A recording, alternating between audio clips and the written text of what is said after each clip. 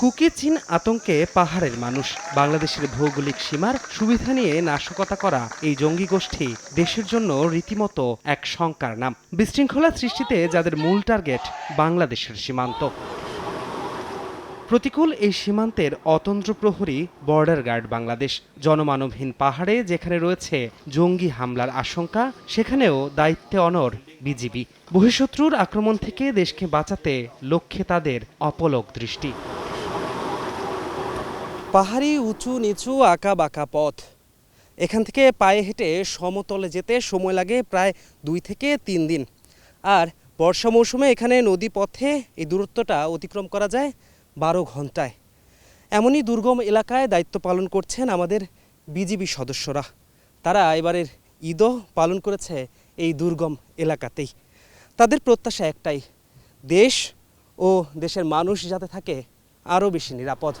Mister white detergent powder, perfect পরিষ্কার প্রতিবার। পরিবার পরিজন বড্ড দূরে, তাই তাদের ঈদের আনন্দকে বাড়িয়ে দিতেই রাঙামাটির পার্বত্য সীমান্তবর্তী প্যারাছড়া ও উলুছড়ি বিওপির বিজিবি সদস্যদের সঙ্গে দেখা করেন বাহিনী প্রধান। বিশেষ দিনে তাকে কাছে পেয়ে সদস্যদের চোখে মুখে আনন্দের ছাপ। আমাদের সীমান্ত সদা জাগ্রত 24 ঘন্টা আমরা দেশের নিরাপত্তা দিচ্ছি। এই কারণেই আমাদের দেশের অভ্যন্তরে প্রত্যেকটি নাগরিক তারা নিরাপদে ঘুমাচ্ছে। আমাদের মনে কোনো কষ্ট নাই। আমরা যেহেতু সৈনিকে ভর্তি হয়েছি, আমরা যখনই বাড়ি যাই তখনই আমাদের ঈদ।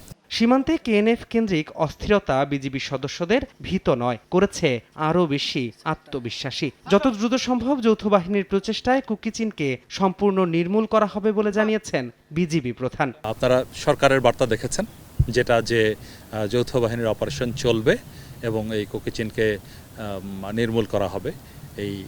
সেটা দিয়েই কুকি চীন মানে তাদের যে দৌরাত্ম্য এবং সন্ত্রাসমূলক যে কার্যক্রম, সেটাকে প্রতিহত করতেই হবে যেভাবেই হোক।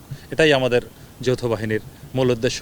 বিজিবিও সেখানে সমানভাবে পার্টিসিপেট করছে এবং এখন পর্যন্ত চলমান আছে। পরিদর্শনকালে বিওপিতে দায়িত্বরত বিজিবি সদস্যদের সঙ্গে মধ্যাহ্নভোজেও অংশ নেন বিজিবি মহাপরিচালক।